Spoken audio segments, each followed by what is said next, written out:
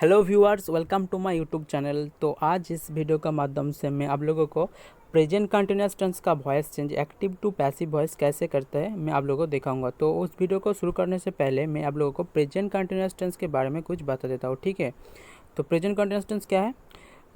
हम लोग present continuous tense कब यूज़ करते हैं ना, present continuous tense is use to describe और an ongoing action of the present. तो प्रेजेंट एट प्रेजेंट वर्तमान में कोई काम चल रहा है, ठीक है। तो उसके बाद उसके बारे में बताने के लिए उसके लिए हम लोग प्रेजेंट कंटिन्यूअस टेंस यूज़ करते हैं। तो मैं क्या कर रहा हूँ, इस टाइम पे मैं इस वीडियो को बना रहा हूँ, ठीक है। तो मैं जो काम कर रहा हूँ वो प्रेजेंट कंटिन्यूअस टेंस में ही है। और आप लोग क्या कर रहे हैं, तो आप लोग इस टाइम पे इस वीडियो को देख रहे हैं, तो ये जो काम है प्रेजेंट कंटिन्यूअस टेंस में है। You are now watching YouTube video. तो ये जो सेंटेंस है ये प्रेजेंट कंटिन्यूअस टेंस में ही है, ठीक है। तो प्रेजेंट कंटिन्यूअस टेंस का एक एग्जांपल में एक नंबर जो एग्जांपल है, he is playing football, way football खेल रहे हैं। ये जो सेंटेंस है सेंटेंस प्रेजेंट कंटिन्यूअस टेंस में है। दूसरा जो मेरा एग्जांपल है, they are swimming in the pond, वे नदी में तैर रही है। ये जो सेंटेंस है 2 नंबर, ये भी सेंटेंस प्रेजेंट कंटिन्यूअस टेंस में ही है। प्रेजेंट कंटिन्यूअस टेंस का स्ट्रक्चर क्या, सब्जेक्ट प्लस एम और इज और are plus main verb plus ING plus object, full stop. तो ये जो दोनों जो एग्जांपल था प्रेजेंट कंटिन्यूअस टेंस का, वो इसी के स्ट्रक्चर के अंदर था, ठीक है। उसी स्ट्रक्चर फॉलो करते हैं। तो आज का जो वीडियो का मेन टॉपिक है प्रेजेंट कंटिन्यूअस टेंस का एक्टिव टू पैसिव वॉइस। तो उसके लिए क्या क्या करना पड़ेगा मैं आप लोगों को दिखाऊंगा, ठीक है। तो जो एक स्ट्रक्चर में इधर टाइप करके रखा, स्ट्रक्चर क्या ना, प्रेजेंट कंटिन्यूअस टेंस का एक्टिव टू पैसिव वॉइस करने के लिए क्या क्या करना पड़ेगा, convert object to subject, convert object to subject. तो एक्टिव वॉइस का जो ऑब्जेक्ट है पैसिव वॉइस में वही सब्जेक्ट हो जाएगा, ठीक है। उसके बाद क्या करना पड़ेगा, आपको एम और इज और आर लिखना पड़ेगा, ठीक है। और एम इज आर के बाद बीइंग, BEING बीइंग लिखना पड़ेगा। उसके बाद मेन वर्ब जो है, मेन वर्ब का पास्ट पार्टिसिपल फॉर्म आपको यूज़ करना होगा, ठीक है आप लोगों को। तो मेन वर्ब और पास्ट पार्टिसिपल फॉर्म उसके बाद यूज़ करना होगा। उसके बाद क्या, बाई, BY बाई यूज़ करना पड़ेगा आप लोगों को। और बाई हो जाने लिखने के बाद आप लोगों को कन्वर्ट सब्जेक्ट टू ऑब्जेक्ट। तो सब्जेक्ट टू जो एक्टिव वॉइस का जो सब्जेक्ट है पैसिव वॉइस में ऑब्जेक्ट हो जाएगा, ठीक है। तो बेसिकली मैं इधर जो पैसिव वॉइस का स्ट्रक्चर ही मैंने लिखा कि एक्टिव वॉइस से पैसिव वॉइस तो करना पड़ेगा आप लोगों को। इस वीडियो के अंदर मैं वही दिखाऊंगा। तो पैसिव वॉइस का क्या स्ट्रक्चर होगा यही मैं इधर टाइप करके रखा, ठीक है। तो एक एग्जाम्पल के साथ मैं आप लोग को दिखाता हूँ। We are reading English grammar book, ठीक है। तो इस सेंटेंस का हम लोगों को पहले क्या करना पड़ेगा, इस सेंटेंस का अंदर सब्जेक्ट कौन है, वी, ठीक है। सब्जेक्ट कौन है इस सेंटेंस के अंदर, वी सब्जेक्ट है। तो ऑब्जेक्ट क्या है, ऑब्जेक्ट है इंग्लिश ग्रामर बुक, ठीक है। तो हम लोगों को क्या करना पड़ेगा, पहले हम लोगों को जो ऑब्जेक्ट है इस सेंटेंस के अंदर जो ऑब्जेक्ट है इंग्लिश ग्रामर बुक, ये इंग्लिश ग्रामर बुक, इस एक्टिव वॉइस का जो ऑब्जेक्ट है पैसिव वॉइस में इंग्लिश ग्रामर बुक पहले हम लोगों को लिखना पड़ेगा, ठीक है। एक्टिव वॉइस का जो ऑब्जेक्ट है पैसिव वॉइस में वो पहले लिखना पड़ेगा। उसके बाद सब्जेक्ट और पर्सन अनुसार आप लोगों को क्या एम इज और लिखना पड़ेगा। तो जो English grammar book third singular number है, ठीक है। तो इसके बाद हम लोग इस लिखूंगा, ठीक है। इस लिखने के बाद आप लोगों को क्या करना पड़ेगा, बीइंग, BEING बीइंग ऐड करना पड़ेगा, ठीक है। बीइंग लिखना पड़ेगा, BEING बीइंग, ठीक है। तो बीइंग लिखने के बाद जो मेन वर्ब रीड है, तो रीड का थर्ड फॉर्म रीड, RED होगा, तो रीड लिखना पड़ेगा। उसके बाद प्रीपोजिशन बाई, BY बाई। और सबसे लास्ट में क्या करना पड़ेगा, लास्ट जो एक्टिव वॉइस का जो सब्जेक्ट वी है, एक्टिव वॉइस का जो सब्जेक्ट वी है पैसिव वॉइस में यही ऑब्जेक्ट होकर बैठेगा, ठीक है। देखिए वी आस हो गया, क्यों ना, हम लोग जानते हैं कि वी आस हो जाते हैं, ठीक है। वी चेंज होकर आस हो जाते हैं, तो उसके लिए हम लोग को वी लिखना पड़ेगा। तो आंसर क्या है, English grammar book is being read by us. तो ऐसा करते हो आप लोगों को ये जो एग्जांपल है समझ आ गया। नेक्स्ट 2 नंबर जो एग्जांपल है, the teacher is teaching geography book. तो ये जो काम चल रहा है टीचिंग, ये वर्तमान में चल रहा है। जो सेंटेंस है वर्तमान प्रेजेंट कंटिन्यूअस टेंस ही है। तो इस सेंटेंस का सब्जेक्ट कौन है? Subject the teacher. तो टीचर इस सेंटेंस का सब्जेक्ट है और ऑब्जेक्ट क्या है? Geography book. तो टीचर क्या पढ़ रहा है? जियोग्राफी बुक पढ़ रहा है, ठीक है। तो जियोग्राफी बुक। तो एक्टिव वॉइस का जो ऑब्जेक्ट है पैसिव वॉइस में इधर पहले बैठ जाएगा, लिखना पड़ेगा आप लोगों को पहले। उसके बाद सब्जेक्ट और पर्सन अनुसार आप लोगों को एम इज आर लिखना पड़ेगा। तो geography book third person singular number है, ठीक है। तो सिंगुलर नाउन, तो इसको आप लोगों को क्या करना पड़ेगा? इसके बाद इज़ लिखना पड़ेगा, ठीक है। एम इज़ और तो इज़ लिखना पड़ेगा और उसके बाद BEING बीइंग, ठीक है। अकॉर्डिंग टू रूल्स उसके बाद बीइंग बचेगा, ठीक है, लिखना पड़ेगा आप लोगों को। बीइंग लिखने के बाद जो मेन वर्ब है, मेन वर्ब क्या था? टीच था मेन वर्ब, ठीक है। टीच का जो पास्ट पार्टिसिपल फॉर्म वो है टॉट, TAUGHT टॉट।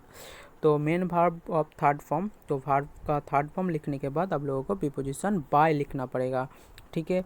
और प्रीपोजिशन बाय लिखने के बाद आप लोगों को एक्टिव वॉइस का जो सब्जेक्ट था द टीचर, पैसिव वॉइस में वही ऑब्जेक्ट होकर बैठ जाएगा, बा पैसिव वॉइस में वही ऑब्जेक्ट के रूप में आप लोगों को लिखना पड़ेगा, ठीक है। तो आशा करता हूँ मैं इस एग्जाम्पल का भी आप लोगों के साथ आप लोगों को क्लियर होगा। एग्जाम्पल में एक जो नेक्स्ट आप कोई एग्जाम्पल है तो मैं नेक्स्ट एग्जाम्पल आप लोगों को दिखाता हूँ, ठीक है। चलिए next example, present continuous tense का जो नेगेटिव सेंटेंस है, नावाचक वाक्य है क्या नेगेटिव सेंटेंस जो होता है, उसके लिए आप लोगों को क्या करना पड़ेगा? तो वो जो एफर्मेटिव सेंटेंस तो जो था उसका तरह ही सेम ही है, जस्ट नॉट ऐड करना पड़ेगा। किधर नॉट ऐड करना पड़ेगा? तो जो एम और इज और आर है उसके बाद नॉट लिखना पड़ेगा, ठीक है। पहले कन्वर्ट ऑब्जेक्ट टू सब्जेक्ट, ठीक है। तो क्या करना पड़ेगा? एक्टिव वॉइस का जो ऑब्जेक्ट है पैसिव वॉइस में वही सब्जेक्ट होकर लिखना पड़ेगा, सब्जेक्ट के रूप पे आपको लिखना पड़ेगा, ठीक है। उसके बाद क्या करना पड़ेगा? एम इज़ आर लिखना पड़ेगा, ठीक है। एम इज़ आर हो जाने के बाद आप लोगों को क्या करना पड़ेगा? नॉट लिखना पड़ेगा, ठीक है। तो नॉट लिखने के बाद आप लोगों को बीइंग, BEING बीइंग, ठीक है, बीइंग लिखना पड़ेगा, BEING बीइंग, ठीक है। बीइंग लिखने के बाद आप लोगों को क्या करना पड़ेगा? जो मेन वर्ब है past participle form of main verb आप लोगों को लिखना है, ठीक है। मेन वर्ब, तो past participle form of main verb का जो पास्ट पार्टिसिपल फॉर्म है वही आप लोगों को लिखना होगा, ठीक है। उसके बाद आप लोगों को क्या करना पड़ेगा? बाय लिखना है, ठीक है, बाय, BY बाय। और एट लास्ट आप लोगों को क्या करना पड़ेगा? जो सब्जेक्ट था एक्टिव वॉइस में, जो सब्जेक्ट था वही सब्जेक्ट पैसिव वॉइस में ऑब्जेक्ट होकर ऑब्जेक्ट के रूप में आप लोगों को लिखना पड़ेगा, ठीक है।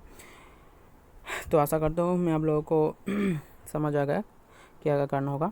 तो इस एग्जाम्पल के साथ मैं आप लोगों को दिखाता हूँ। पहले मैं इसको इरेज कर देता हूँ, ओके। जो एग्जाम्पल के मैं इसको इरेज कर रहा हूँ, ठीक है। तो देखिए examples, the sweepers are not cleaning the rail station.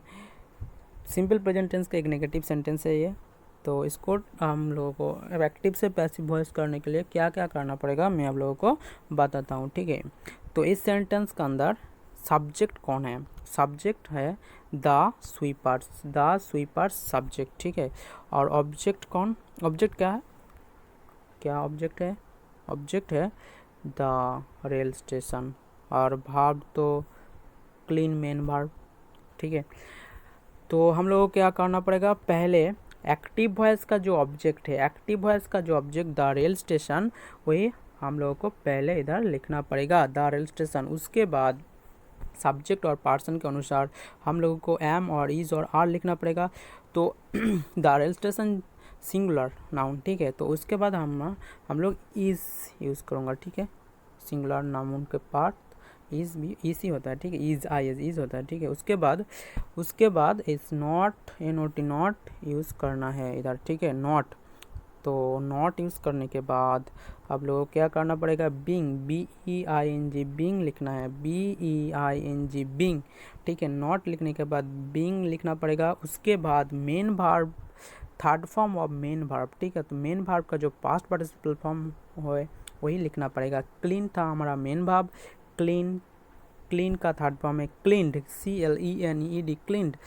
Next उसके बाद आप लोगों को क्या लिखना पड़ेगा, by, BY, by. By preposition के बाद जो एक्टिव वॉइस का जो सब्जेक्ट था द स्वीपर्स, द स्वीपर्स इधर ऑब्जेक्ट होकर बैठ जाएगा। ठीक है, तो the rail station is, the answer is the rail station is not being cleared by the sweepers. आशा करता हूँ कि आप लोगों को इस एग्जाम्पल समझ गई। ठीक है, समझ गए आप लोग। तो दूसरा जो एग्जाम्पल है उस दूसरे एग्जाम्पल के बारे में मैं आप लोगों को बताऊंगा। तो दूसरा एग्जाम्पल क्या है, दूसरा जो एग्जाम्पल है, they are not cooking chicken.